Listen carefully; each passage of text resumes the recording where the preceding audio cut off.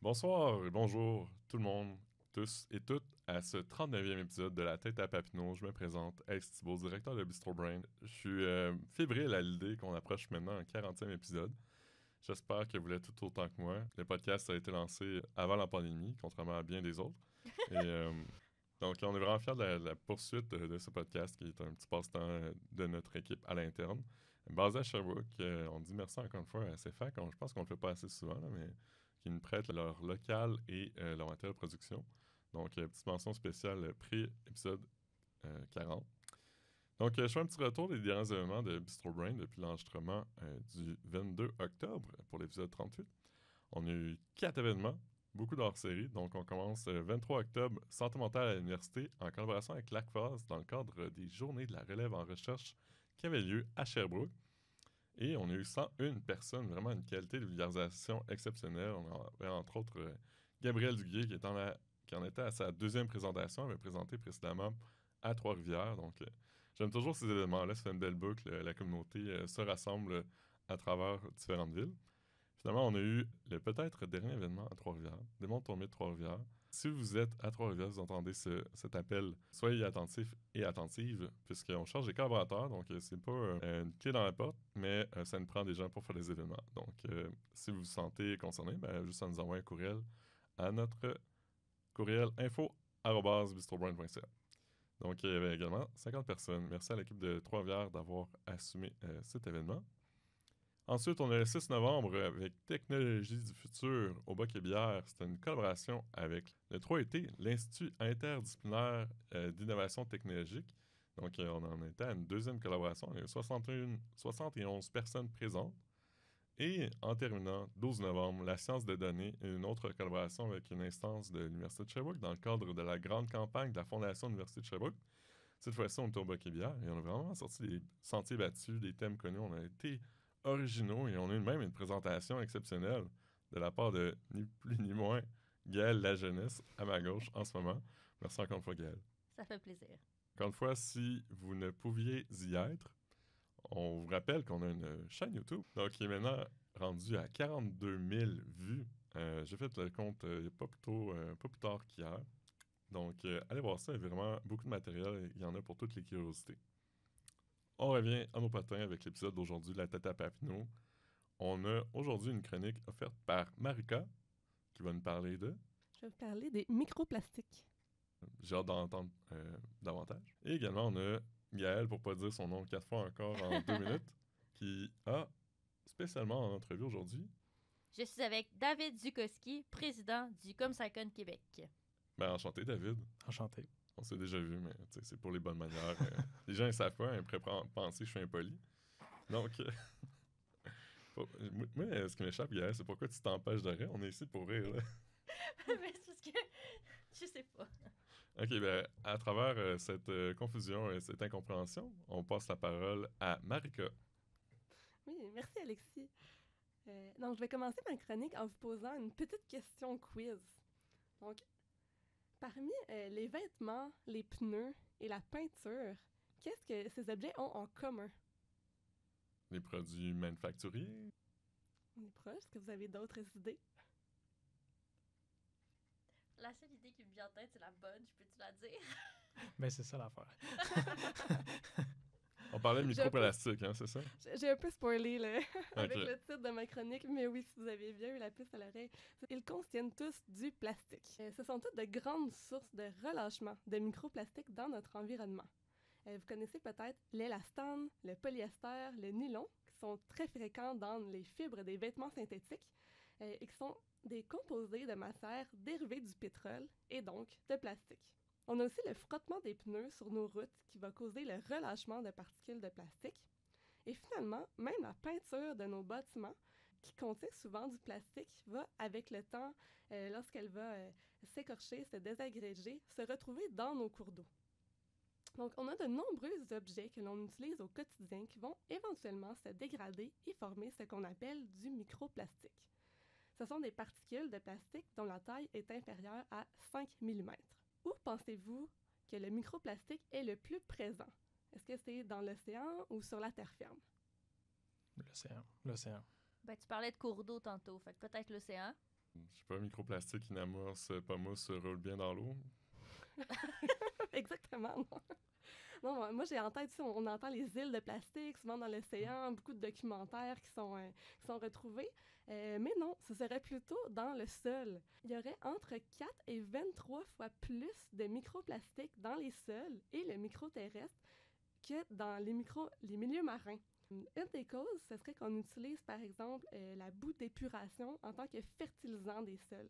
Donc, il y a un 80 à 90% des microplastiques qui sont contenus dans les eaux usées et qu'on essaie de filtrer avant d'utiliser comme fertilisant, mais qui vont rester dans cette substance que l'on va épandre dans nos champs.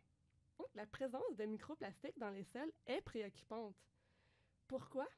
Entre autres parce que les microplastiques peuvent faciliter l'acquisition de la résistance aux antibiotiques par les micro-organismes qui sont contenus dans le sol et qui peuvent ensuite la transmettre aux plantes, aux animaux et aux humains.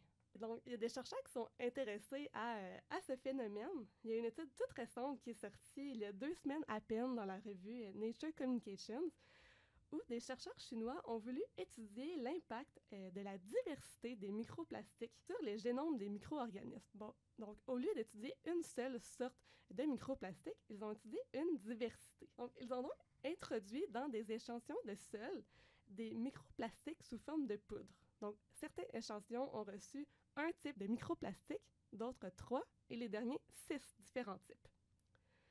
Et les chercheurs ont trouvé que où la diversité de microplastiques était le plus élevée, donc dans l'échantillon où est-ce qu'on avait introduit 6 différents microplastiques, il y avait un plus grand nombre de copies de gènes de résistance aux antibiotiques dans les cellules des microbes. Donc, je vais vous expliquer un peu plus ce phénomène qui est intriguant. Donc, pourquoi on retrouve cette plus grande quantité de résistance qu'on a du microplastique? Est-ce que vous avez déjà entendu parler des biofilms des bactéries? Oui. Ah oui, ouais, pourquoi j'ai entendu parler de ça? Est-ce que c'était à la nuit des chercheurs de la semaine passée au Musée de la nature et des sciences de Sherbrooke? Très possible. Présenté par qui? Ah oui, c'est exactement à l'une des chercheurs du Musée de la nature et des sciences de Sherbrooke la semaine passée. Il y avait une présentation donnée par, j'ai oublié le nom, mes excuses à la personne qui était là, mais je me souviens, c'est quoi un microfilm? Un biofilm. Un biofilm. Merci la personne qui donne un cours à 100 combien de personnes?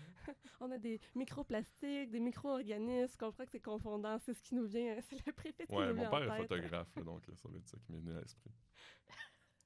Et on est devant un micro en plus. Je te pardonne. Microfilm. À ne pas confondre avec le micro-cerveau qui a été remporté par qui d'autre déjà? Par Alexis lui-même. Exact. lui-même. Vous allez voir ça, présentation YouTube, Alex Thibault au Bistro Duel. Bon, trêve de pub sur la bande. On laisse la parole à America. Oui. Donc, pour ceux qui connaissent un peu moins les biofilms, en fait, ça peut être un mécanisme de protection pour de nombreux micro-organismes. Donc, les microplastiques qui sont de couleur, de forme, de taille ou de composition variable offrent en fait une surface de contact sur lesquelles les micro-organismes présents dans l'environnement peuvent s'accrocher. Ces micro-organismes peuvent inclure des protozoaires, des algues, des champignons, des bactéries, des virus. On se rappelle la présentation que Gaëlle nous avait faite sur les différents types de micro-organismes. Mais il n'y a pas que ces micro-organismes qui aiment adhérer aux parois des microplastiques. En fait, il y a aussi les polluants et les antibiotiques. Si on a les deux qui s'accumulent à la surface du biofilm, cela crée un milieu dans lequel il peut y avoir une pression de sélection pour l'acquisition d'une résistance à l'antibiotique. En fait, les communautés de microbes attachées à une surface ont 1000 fois plus de chances de développer une résistance à un antibiotique que des microbes qui sont libres dans leur environnement. Donc, la formation de biofilms à la surface des microplastiques, c'est un lieu où se forme une couche stable, dans laquelle le transfert de gènes entre les micro-organismes est également favorisé. Donc, ce qu'on appelle le transfert horizontal de gènes. Donc, c'est un transfert de gènes un peu entre deux amis ou deux sœurs, plutôt entre le parent et l'enfant, si on peut faire la métaphore avec les humains. Donc, c'est un transfert de gènes qui peut être facilité par des éléments génétiques mobiles. Donc, ça peut être, pour ceux qui connaissent un peu plus la génétique, des éléments transposables, mais également des plasmides. Donc, un plasmide, c'est une structure d'ADN circulaire que l'on va retrouver dans l'ADN de la cellule, mais hors de l'ADN chromosomique. Donc, l'ADN principal qui va coder l'ADN pour nos cellules va se retrouver dans le noyau, dans l'ADN chromosomique. Mais on a également l'ADN sous forme circulaire qui va un peu graviter dans la cellule et qui va être une source de gènes et qui va pouvoir éventuellement s'intégrer au génome ou rester là. Donc, c'est une porte d'entrée pour de nombreux nouveaux gènes dans la cellule. Et donc, si un gène de résistance à l'antibiotique se trouve sur ce plasmide, ce cercle d'ADN, il ne suffit que de transmettre ce cercle magique pour transmettre le gène de résistance. Donc, en résumé, imaginez-vous une bactérie qui s'accroche aux parois d'un morceau de gobelet de plastique qui a été dégradé et qui se retrouve à côté d'un antibiotique qui est également accroché aux parois. Les conditions sont alors favorables pour un transfert du gène de résistance. Et lorsque le microplastique se dégrade, la bactérie 2.0 peut alors être relâchée dans l'environnement. OK, puis ce serait quoi les risques de ce relâchement-là? C'est pas comme un dépotoir à ciel ouvert, tu sais, comme les fosses septiques de bactéries, je sais pas comment ça se passe, là, mais quel risque encourt-on avec ce nouveau gène-là? En fait, ce qui devient préoccupant, c'est si les micro-organismes sont pathogènes, c'est-à-dire qu'ils peuvent provoquer des maladies. Donc, les chercheurs de l'étude que je vous mentionnais un peu plus tôt ont remarqué que différentes conditions, comme l'utilisation de fongicides, donc un type de pesticide dans les champs, ou une faible diversité des plantes hôtes, peuvent augmenter l'abondance de ce qu'on appelle les facteurs de virulence dans les gènes des bactéries. Si on réunit un facteur de virulence, donc un élément génétique qui va permettre à la cellule d'être pathogène, donc si on réunit un facteur de virulence qui peut éventuellement permettre la transmission de maladies, avec un gène de résistance à un antibiotique, eh bien, on obtient un micro-organisme pathogène qui possède une résistance à un antibiotique.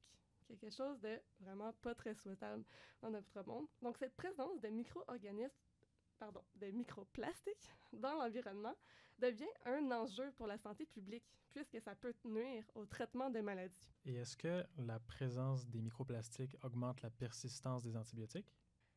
C'est une bonne question. Peut-être. Ce serait une hypothèse. J'ai pas lu spécifiquement là-dessus, mais ça ferait du sens. Mais l'article, dans le fond, était spécifiquement sur la bactérie, sur les...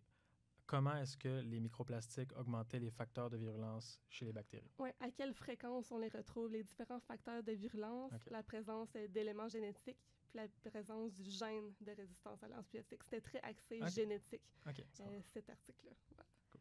Merci. Mais par simple hypothèse, si je peux me permettre, là, s'il y a une pression de sélection dans les biofilms, les bactéries vont garder les gènes de résistance aux antibiotiques. Même par après, comme une fois comme plus dans le biofilm ou dans un autre environnement, même si les microplastiques sont plus là. Je me demandais en fait, est-ce que l'article était plus spécifique sur la transmission? Est-ce que dans le fond, les microplastiques augmentent la capacité des bactéries à garder justement le plasmide, ou est-ce que en plus de ça, les antibiotiques restent accrochés aux particules de microplastiques, comme il y aurait un double effet qui amplifierait dans le fond? Je sais pas, je me demandais. J'émettrais l'hypothèse que c'est juste une question d'environnement favorable plus que d'effet direct des microplastiques, selon mes connaissances.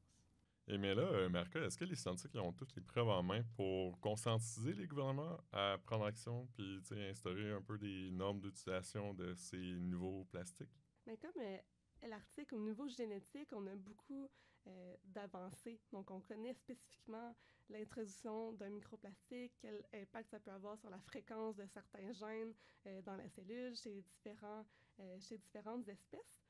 Mais au niveau de l'impact des microplastiques sur les écosystèmes, donc vraiment dans un environnement marins, par exemple, d'eau douce ou d'eau salée, il y a plus de travail à faire. Puis je suis tombée d'ailleurs sur un épisode de La Semaine verte qui parlait d'une chercheuse de l'Université de Toronto, donc une écologiste aquatique, qui réalise présentement une expérience dans un laboratoire naturel. Donc, dans un petit lac en Ontario, ils vont introduire 3 types de polymères dans un lac qui n'a pas encore été touché par l'impact humain aujourd'hui. Donc, c'est en quelque sorte polluer un lac pour la science, mais vous allez voir, c'est pour une bonne cause. On pourrait débattre sur le sujet, néanmoins. Donc, ils vont introduire des billes jaunes, roses et bleues, donc des résidus de polyéthylène, des résidus de gobelets de plastique ou un autre qui est un plastique issu de bouteilles d'eau. Et donc, l'idée, c'est de reproduire dans ce lac les concentrations de microplastiques qu'on retrouve dans d'autres grands lacs. Et donc, les chercheurs vont suivre pendant 10 ans les plantes, les invertébrés, les poissons, afin d'étudier les impacts des microplastiques sur les différentes espèces et peut-être mener à instaurer des nouvelles réglementations. Donc, peut-être que ça pourrait mener à une loi qui pourrait obliger d'installer des filtres sur nos laveuses, donc afin d'éviter le relâchement des fibres de vêtements de plastique dans l'environnement. Parce que, je le rappelle, les microplastiques peuvent contribuer à la création de résistance aux antibiotiques. Donc, pourquoi pas utiliser plusieurs moyens pour prouver les différents impacts qu'ils peuvent avoir autour de nous. Donc, on ne se ramassera pas avec tous ces microfilms, biofilms, avec des poissons mutants qui prennent des photos avec leur lanterne? Pourquoi pas? Ce serait souhaitable. Ben oui, let's go, l'évolution par sélection artificielle. Marca, merci beaucoup pour ta chronique. Quand est-ce qu'on te revoit au podcast? Est-ce que tu sais vite comme ça? Ou... Dans 2 ou 3 épisodes, je crois. Fait que le 41e ou 42e. Parfait, ben merci d'avoir été les nôtres. Puis on t'invite à interagir tout le reste. C'était des questions pour David. On va aller prendre une petite pause, reposer nos cerveaux. On se revoit dans 2 minutes.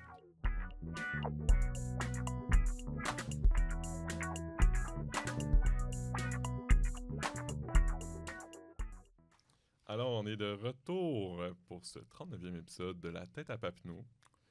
On passe maintenant la parole à Gaëlle, coordonnatrice Bistro Brain à Sherbrooke, qui va recevoir l'entrevue David. Donc, je te laisse la parole. Merci, Alexis. Je me sens vraiment choyée d'être au podcast avec toi. J'ai l'impression que tu fais juste me lancer des fleurs depuis tantôt. C'est bien le rôle d'un directeur d'OBNL, c'est d'envoyer des fleurs à toute l'équipe. Parfait. Merci, Alexis. Je le prends. Donc, j'ai en entrevue avec moi aujourd'hui David, qui est candidat à la profession d'ingénieur, en plus de faire un doctorat en génie chimique à Polytechnique Montréal, en collaboration avec l'Université d'Ottawa. Il est aussi très impliqué dans le domaine de la communication scientifique, surtout auprès de la série d'événements ComSciCon Québec. David a d'ailleurs participé à l'édition 2022 du ComSciCon Québec, puis a intégré l'équipe organisationnelle en 2023. Il a été co-directeur en 2024 et est maintenant président cette année. Tout un CV. Donc, avant de parler plus de communication scientifique puis du ComSciCon, David, je voulais savoir comment ça se passe, ton doctorat, puis peux-tu expliquer rapidement ce sur quoi tu travailles pour notre auditoire? Mon doctorat, ça va quand même super bien. Là, en ce moment, je suis dans une période vraiment stressante de mon doctorat. Je suis en train de passer l'examen de synthèse. Donc, c'est ça. J'ai pas beaucoup de temps, puis tu le sais, Gaëlle, toi aussi, tu l'as passé récemment. Là, fait que c'est ça. C'est quand même assez intense. Moi, comment ça s'est passé, c'est que j'ai fait un stage à la fin de mon bac avec Jamal Chouki, qui est professeur à l'Université Polytechnique Montréal en génie chimique. Puis, on m'a mis sur un projet de biolixiviation. Puis, le but, c'était de prendre des micro-organismes puis de retirer des métaux lourds dans des engrais phosphatés. Donc, j'ai fait un stage là-dedans de 4 mois. Puis, j'ai comme un peu accroché avec la recherche à partir de là. Ça s'est transformé. Il y a une partie du projet qui s'est transformée en projet de maîtrise, mon projet de maîtrise. Puis après 2 ans, j'ai décidé de faire un passage au doctorat. Puis là, je suis dans ma première année de doctorat. Fait que petit Donc, parcours. Finalement, on fait quand même parallèle avec la chronique de Marika qu'on vient juste avoir, là.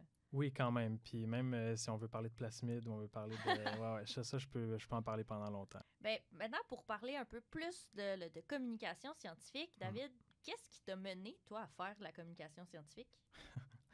Ben, on peut reculer vraiment, vraiment loin de mon parcours en communication scientifique. En fait, je dirais que je donnerais les fleurs à mon grand-père, qui, très, très jeune, m'a... En fait, il a juste semé des graines. Il achetait des revues Science et Vie. Il achetait des revues Québec Science. Puis, il nous avait même inscrits au Cosmodome de Laval, au camp spatial du Cosmodome de Laval, moi puis mon frère, pour, c'est ça, juste pour nous faire vivre des expériences. Puis je reviens aux revues, là, par exemple, dans les revues, ce que je faisais quand j'étais jeune, tu vois, à 10 heures le soir, quand tes parents te demandent d'aller te coucher, là, mais comme j'ouvrais des revues avec une petite lumière, puis je lisais des articles sur toutes sortes d'affaires, genre justement, la quantique, puis la téléportation quantique, toutes sortes de trucs.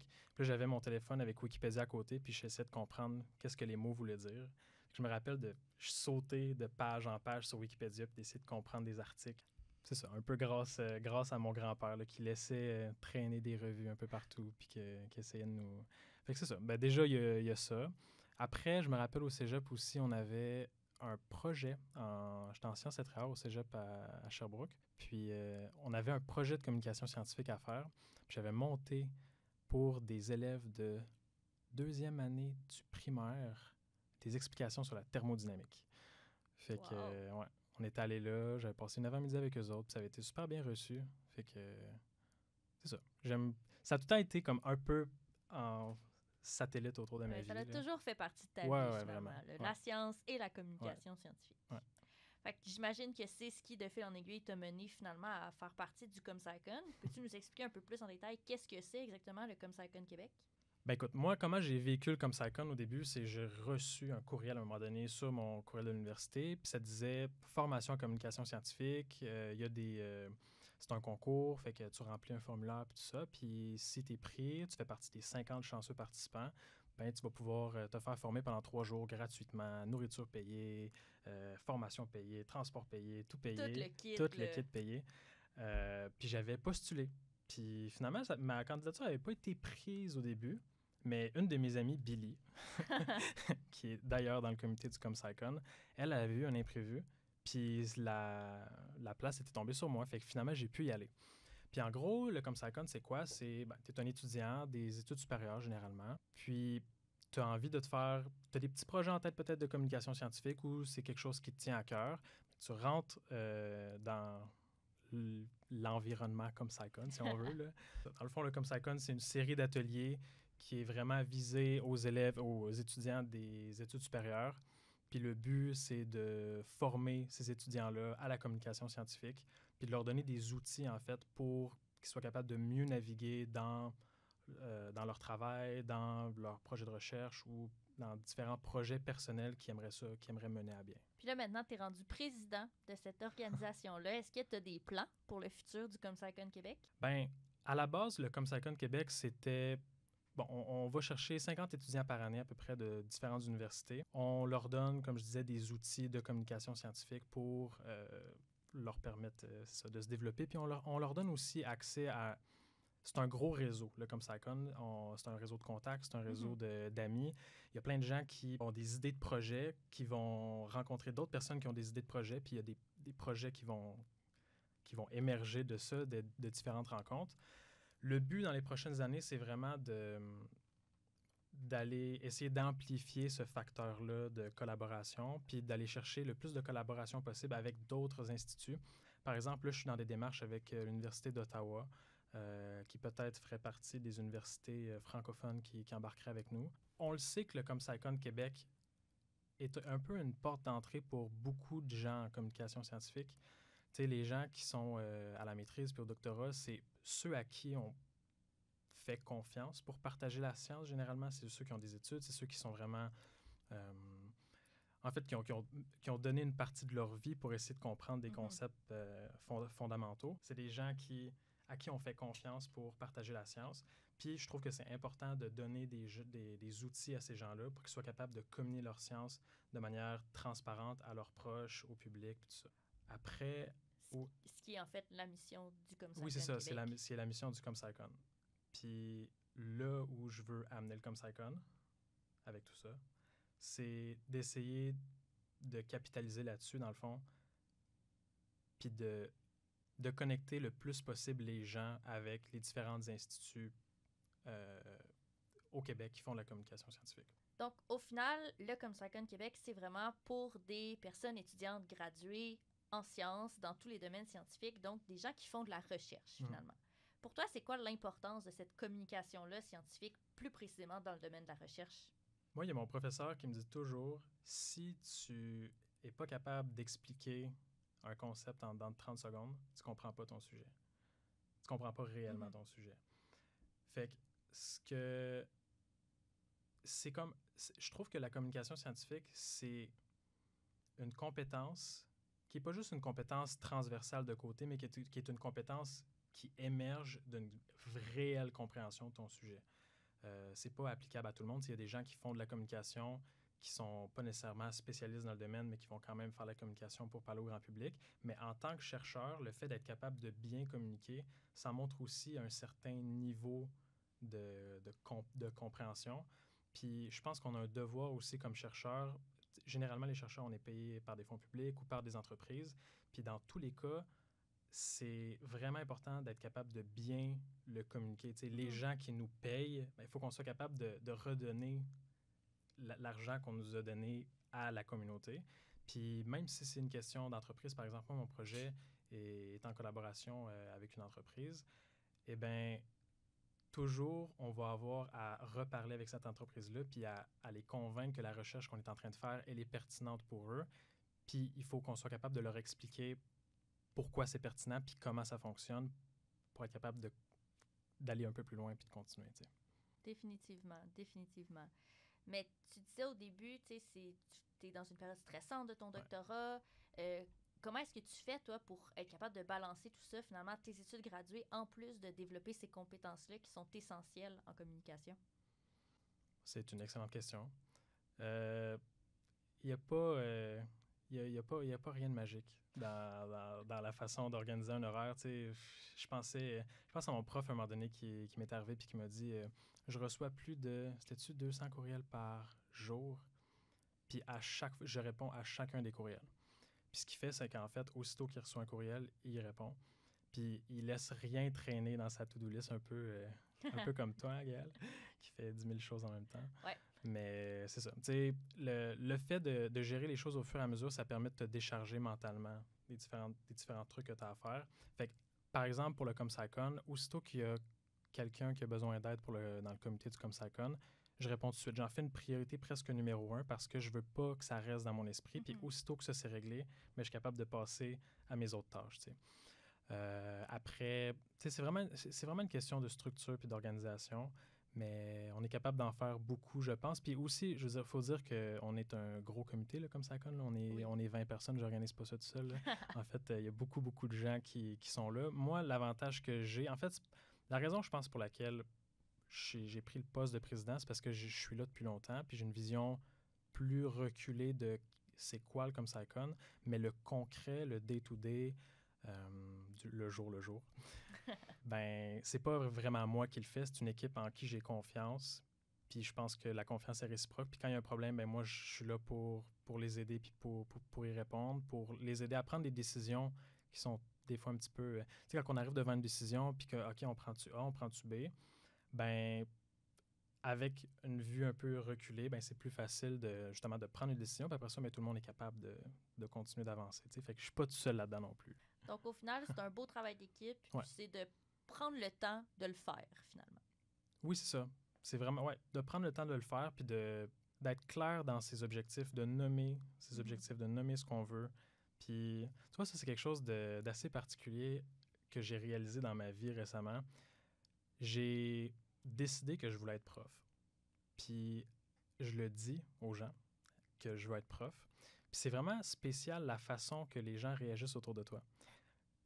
Par exemple, avec mes parents, je leur arrive puis je dis, du jour au lendemain, je leur arrive puis je leur dis, OK, je vais être prof. Puis tout d'un coup, on dirait que la façon qu'ils me perçoivent, la façon qu'ils vont interagir avec moi, ils vont être plus dans un mode, je vais essayer de t'aider à accomplir tes objectifs. Puis la même chose avec tes collègues de travail, autant d'autres étudiants ou avec tes professeurs, quand tu leur donnes tes objectifs, ben eux, après ça, ils sont comme, OK, comment je peux faire pour l'aider à atteindre ses objectifs? Puis plus que ça avance, puis plus que je suis clair dans ce que je veux faire, mais plus que j'ai l'impression d'avoir du support de tout le monde autour de moi qui me dit « OK, ben tu veux arriver à cet objectif-là? Tiens, voici des outils, voici... » Ouais. Donc, avant de finir, David, quelles sont les dates importantes à retenir pour le ComSciCon Québec 2025? La première date importante pour les étudiants des études supérieures, soit à la maîtrise ou au doctorat, c'est le 8 janvier où on ouvre les candidatures pour participer à l'événement officiel du ComSciCon Québec. Ne manquez pas ça. On vous offre une formation gratuite sur la communication scientifique avec des experts, nourriture payée, transport payé, bouffe payée, tout est payé. Une fois que vous avez soumis votre candidature, on passe au travers d'un processus de sélection. L'événement aura officiellement lieu entre le 6 et le 8 juin.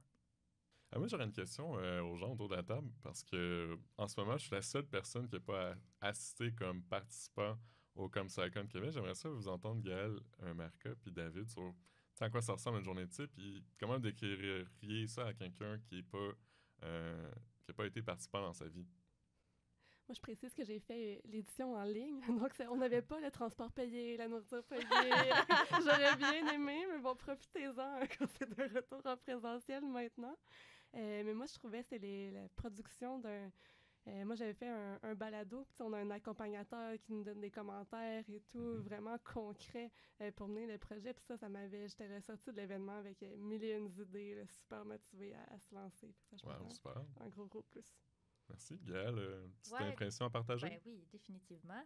Le ComSciCon, c'est vraiment axé sur la pratique. Il y a des panels de discussion avec des personnes expertes dans différents milieux. Les sujets de ces panels changent d'année en année, mais il y a aussi des ateliers qui sont vraiment axés là, sur la pratique pour donner, comme le disait David, des outils concrets aux personnes participantes. Puis, comme l'a mentionné Marika, en amont, là, avant la conférence, on demande à toutes les personnes participantes de produire un essai de vulgarisation scientifique, que ce soit sous forme de texte, de vidéo, de balado, en fait, le format de votre choix. Puis ça va être révisé non seulement par vos pairs, mais aussi par des personnes expertes en communication scientifique, ce qui permet vraiment là, de vous mettre là, les deux mains dedans, puis de l'essayer finalement, la communication scientifique. Moi, personnellement, c'est ce qui m'a permis de savoir que j'aimais ça. Et c'est d'ailleurs ce qui m'a fait rencontrer Alexis et qui fait que je suis aujourd'hui coordonnatrice de l'équipe de Sherbrooke de Bistro Brain. Donc, n'hésitez pas, là, même si vous ne savez pas si c'est pour vous la communication scientifique, c'est vraiment l'occasion de le découvrir. Donc, dernière petite question pour toi, David. Selon toi, quelle place devrait avoir la vulgarisation scientifique au Québec? Je pense que la vulgarisation scientifique devrait être présente au moins avec tous les gens qui partagent la science, que ce soit les professeurs, les enseignants, les étudiants aux études supérieures, même en entreprise, c'est quelque chose de super important. Pour les ingénieurs aussi, on a un besoin grandissant de communiquer. L'information est un peu partout, mais l'information est chaotique. Puis d'être capable de prendre l'information, de la trier, puis de redonner au public l'information qui est vraie, qui est pertinente, c'est quelque chose qui devrait être généralisé. Ça devrait être une pratique commune de toute personne qui transmet de la science ou qui partage la science. C'est quelque chose de vraiment fondamental puis de pertinent. Puis comme je le disais tantôt, ça montre aussi ton niveau de compréhension sur ton propre sujet de recherche, d'être capable de dire en quelques secondes sur quoi tu travailles, c'est quelque chose d'hyper pertinent. Fait que je pense que ça devrait être un peu partout. Parfait. Bien, merci beaucoup, David, d'avoir été des nôtres ce soir et de nous en avoir appris un peu plus sur le ComSciCon et sa mission. Merci beaucoup. Ce qui met fin à notre 39e épisode de La Tête à Papineau. Merci à tous et à toutes qui ont contribué. David, comme interviewé, fait de la route notamment. Pas la seule raison pourquoi il est à Sherbrooke, mais on le remercie quand même. Marika, pour ta chronique sur les microplastiques, et Gaël, pour avoir posé des questions vraiment tout autant originales et parfois même difficiles pour notre invité. On va quand même faire travailler un peu son cerveau. Donc, on vous invite aux prochains événements d'ici notre prochain épisode. Il y aura 3 événements. Le premier, c'est le 4 décembre à 17h au Bac et Bière, Communication scientifique pour le grand public. C'est le titre de l'événement. C'est notre 4e collaboration avec le Centre compétences Recherche Plus, avec Olivier Robin et Sophie Malavoie. On poursuit le 11 décembre à Montréal à 18h au pub de l'Île Noire avec l'événement Économie circulaire. Cette fois-ci, c'est la 2e édition de la collaboration avec le regroupement de recherche en économie circulaire du Québec. Donc, il n'y a pas juste les microbes, les ADN qui sont circulaires, il y a aussi les économies qui sont circulaires. Et finalement, le 8 janvier 2025, à 17h, au Bac et Bière, Persévérance scolaire, c'est une première collaboration avec la faculté d'éducation, cette fois-ci avec le laboratoire de Gabriel Garon-Carrier. découverte scientifique de l'année 2024 qu'on avait reçue aux grandes découvertes de l'Université de Sherbrooke l'an dernier. Donc là-dessus, on souhaite une très bonne fin de soirée, fin de journée, fin de lavage, vaisselle, qu'importe, jogging peut-être, et on souhaite bien sûr, comme toujours, une bonne science. Merci, Alexis. Pas de bonne science. Pas de bonne science. Bonne science. Bonne science. Bonne science. Et voilà.